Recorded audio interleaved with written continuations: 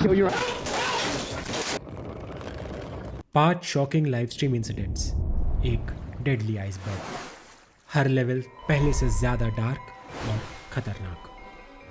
Level 1,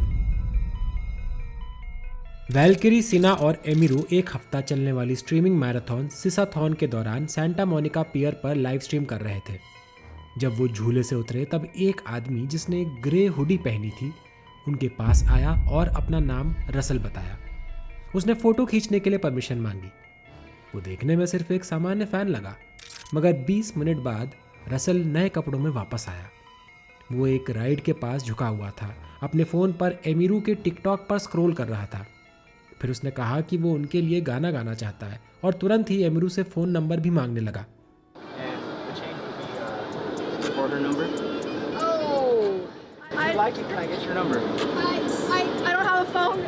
एमिरू इस पूरे situation में बहुत असुविधा में थी।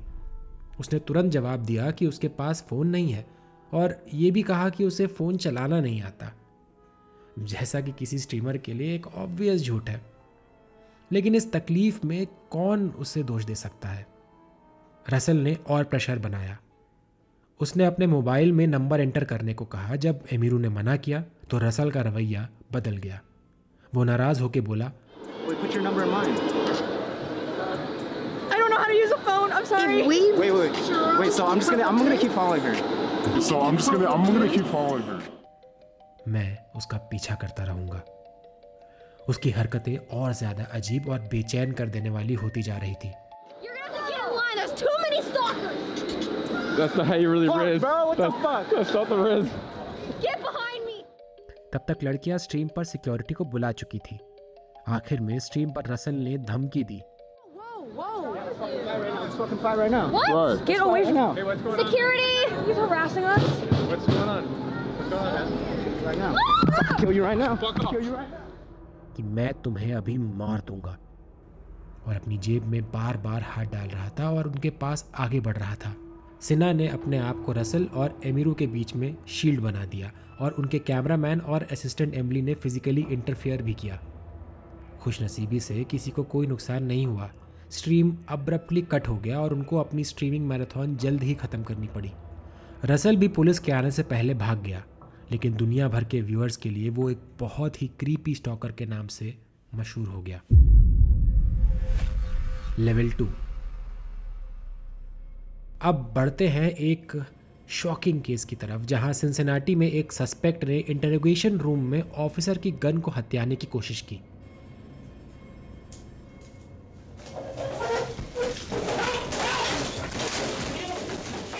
जून 2016 को 23 साल के थॉमस रॉबिन्सन, जो एक टीनेजर की हत्या के अपराध के लिए पूछताछ के लिए कस्टडी में लाया गया।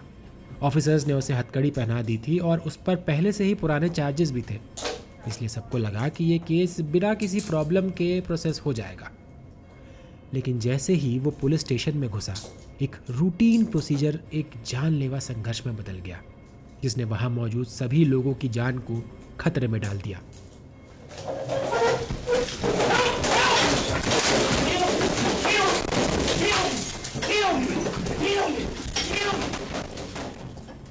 कुछ पलों के संघर्ष के बाद ऑफिसर्स ने टेजर का इस्तेमाल करके रॉबिन्सन को कंट्रोल में कर लिया।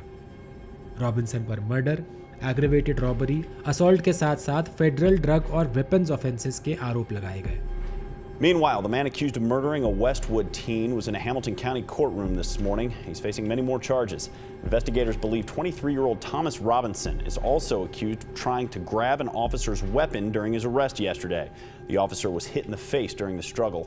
Robinson is accused of shooting 17-year-old Joseph Armstrong to death at an apartment on level 3, सितोरा भी वीके पर लाइव स्ट्रीम कर रही थी, जो रशिया का मशहूर सोशल मीडिया प्लेटफॉर्म है। वो सुबह के वक्त अपने फॉलोअर्स के साथ बातें कर रही थी जब वो कजान तातरस्तान की सड़क पर अपनी छोटी सी गाड़ी चला रही थी। लेकिन उसकी नज़र बार बार फ़ोन की स्क्रीन पर जा रही थी।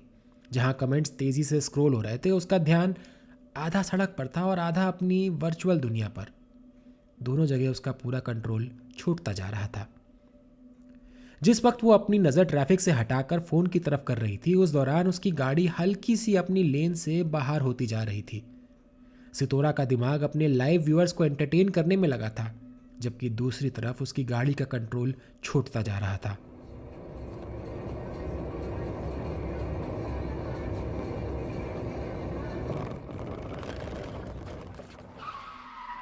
और फिर तभी उसके कैमरे ने वो पल कैप्चर किया जब सितोरा को एहसास हुआ कि उसने एक भयानक गलती कर दी है। उसका फ़ोन डैशबोर्ड से गिर गया और सितोरा ने एक आखिरी बार नीचे देखा। स्क्रीन पर अंधेरा छा गया और उसकी ज़िंदगी की स्ट्रीम यहीं समाप्त हो गई। उसकी गाड़ी रायफा कोलबाश हाईवे पर गलत लेन में घुस गई, एक तेज़ी से आने वाली बस के रास्ते पर। टक्कर इतनी भयंकर थी कि सितोरा खुद अपनी सीट से उछलकर पैसेंजर साइड तक पहुंच गई, जिसे देखना भी दिल को हिला देने वाला था। जब गवाह आए तो उन्होंने सितोरा को आधी पैसेंजर विंडो से लटके हुए देखा। उसके सिर से खून बह रहा था, गहरी चोटों की वजह से। पूरा हादसा उसके वीके फॉलोअर्स के सामने लाइव टेलीकास्ट हुआ। फोन गिरने के बाद भी रिकॉर्डिंग चालू रही।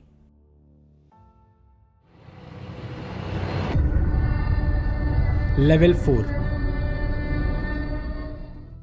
मोगामी आई, जिसका असली नाम आयरी साटो था, एक पॉपुलर जापानीज लाइव स्ट्रीमर थी जिन्होंने हु वॉच प्लेटफॉर्म पर 2600 से ज़्यादा फॉलोअर्स बना रखे थे। 11 मार्च 2025 की सुबह उसने अपने फैंस को बताया कि वो एक यामानोते लाइन वॉकिंग टूर करेगी। पूरे टोक्यो के सबसे मशहूर ट्रेन रूट पर वॉक करते हुए सब कुछ लाइव स्ट्रीम करेगी। लेकिन उसके व्यूअर्स को ये नहीं पता था कि उनमें से एक 42 साल का केनिची तकानो उसकी हर मूव देख रहा था और उसी दिन आयरी की जिंदगी खत्म करने का प्लान बना चुका था। उसने एक 13 सेंटीमीटर का चाकू ऑनलाइन मंगवाया था और सुबह सुबह तुचिगी प्रीफेक्चर से टोक्यो चला गया। उसने आयरी की लाइव स्ट्रीम रियल टाइम देखी और उसके आसपास की बिल्डिंग्स और लैंडमार्क्स देखकर उसकी एग्जैक्ट लोकेशन ट्रैक की। 9:50 पर ताकादानोबाबा एरिया में सिर्फ 350 मीटर ट्रेन स्टेशन से दूर तकानो ने आयरी को अकेले चलते हुए देख लिया। लाइव स्ट्रीम चालू थी। वो चुपचाप आगे बढ़ के उस पर चाकू से बार बार वार करने लगा। आयरी के सर, गर्दन और छाती पर 30 से ज़्यादा बार चाकू मारा, इतनी तेज़ी से कि आयरी को रिएक्ट करने का भी मौका नहीं मिला। उसकी चीखें और मदद की पुकार लाइव स्ट्रीम पर रिकॉर्ड हो रही थी, जिसे 6000 से ज़्यादा लोग सुनकर भी समझ नहीं पाए कि ये रियल है या कोई प्रैंक कर रहा है। अटैक ख़त्म होने के बाद खून से भरे तकानो ने उसका फ़ोन उठाया, कैमरा उसके चेहरे पर लगाया और पूछा, क्या मर चुकी हो? व्यूअर ट्रॉमेटाइज हो गए। सायरन्स की आवाज़ लाइव स्ट्रीम पर सुनाई दे रही थी। इन्वेस्टिगेशन से पता चला कि तकानो सिर्फ कोई रैंडम फ़ैन नहीं था, बल्कि 2021 से उससे इंटरैक्ट कर रहा था। 2022 में वो उसके ऑफिस चला गया और आयरी को 2.5 मिलियन येन से ज़्यादा लोन भी दे चुका था। उन पैसों के लिए तकानो ने लोन्स लिए थे और एक सिविल कोर्ट केस भी जीत चुका था। लेकिन फिर भी आयरी ने उसका पैसा वापस नहीं दिया और गायब हो गई। जब तकानो ने आयरी को फिर लाइव स्ट्रीम करते देखा, उसका ऑब्सेशन डेंजरस रिवेंज बन गया। पुलिस साइट पर आई तो तकानो शांत खड़ा था, दोनों चाकू के साथ। तुरंत उसने सब कुछ कन्फेस कर दिया। उसने बोला कि वो चाहता था कि दुनिया को उसके साथ हुआ इनजस्टिस दिखाई दे, पर असल में सबको उसकी डेंजरस ऑब्सेस्ड मेंटालिटी ही दिखाई दी। ये केस जापान की लाइव स्ट्रीम कम्युनिटी के लिए सिर्फ एक वार्निंग नहीं, बल्कि एक शॉकिंग रियलिटी बन गया कि जब फैन और क्रिएटर की पर्सनल बाउंड्रीज ब्लर हो जाती हैं तो कितनी बड़ी ट्रेजेडी हो सकती है। लेवल 5 8 नवंबर 2016 की रात एंथनी गेलिया ने अपनी फेसबुक लाइव ब्रॉडकास्ट चालू करी।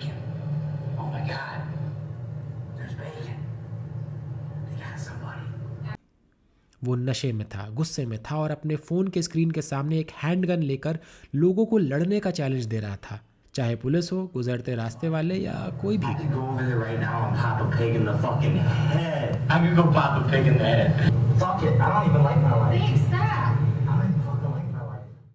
उस रात उसने ज़्यादा पी रखा था। उसके मन में ये वहम था कि उसका भाई उसकी जान लेने की धमकी दे रहा है और वो किसी तरह अपने भाई के घर जा पहुंचा। जो लोग उस स्ट्रीम को देख रहे थे वो नहीं जानते थे कि क्या होने वाला है।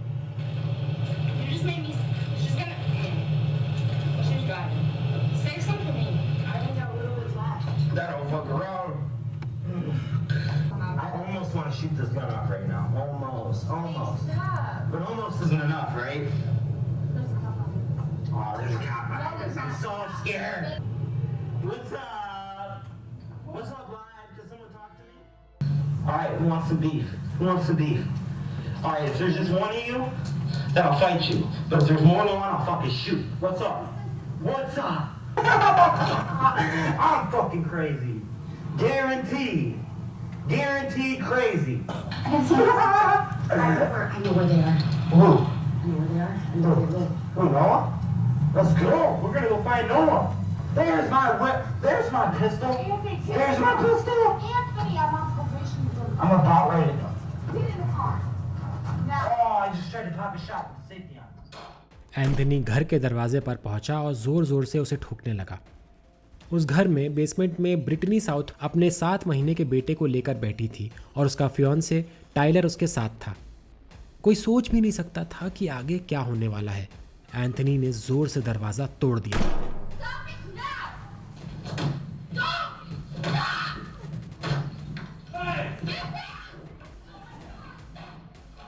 उसके एक हाथ में एक फ़ोन था जो सब कुछ रिकॉर्ड कर रहा था और दूसरे हाथ में हैंडगन। वो बेसमेंट की तरफ जाने लगा जहां ब्रिटनी और टाइलर छुपे हुए थे। जब वो बेसमेंट से नीचे आ रहा था उसने अपना हथियार टाइलर की तरफ पॉइंट किया और 2 बार गोली चलाई।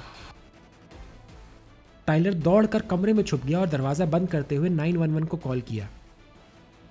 एंथनी ने दरवाजे से 2 और गोलियां दागी जिसमें एक गोली ब्रिटनी को लग गई।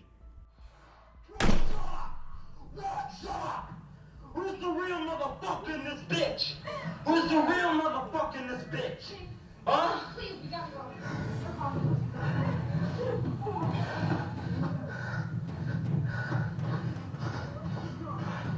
Who's the real motherfucker? You're dumb. You're being dumb. What's up? What's up? Sending the Aryan Brotherhood in prison. Medical examiner ने बाद में बताया कि एक ही गोली की वजह से ब्रिटनी का दम टूट गया। एंथनी ने घर के अंदर कुल 9 गोलियां दागी, 4 लिविंग रूम की ज़मीन पर, 1 किचन कबर्ड में और 4 बेसमेंट के अंदर। फिर वो अपनी वाइट SUV लेकर वहां से भाग गया। Let's go. We're gonna go find Noah. There's my whip. There's my pistol. There's my pistol. Anthony, I'm on probation for I'm about ready to go. get in the car. Now. Oh, I just tried to pop a shot with safety on. Hey, yo! Let's fuck up. बाद में police interrogation में Anthony ने अपना अपराध कबूल किया पर कहा कि उसका इरादा किसी को नुकसान पहुंचाना नहीं था। उसके फ़ोन से पुलिस ने 25 मिनट का फेसबुक लाइव रिकॉर्डिंग रिकवर किया जिससे पूरा अटैक लाइव दिख रहा था। एंथनी को उम्र कैद की सज़ा सुनाई गई। अगर आपको और खतरे और संघर्ष की कहानियाँ देखनी है तो हमारा पिछला video the last climb shocking incidents and mount Everest ज़रूर देखें।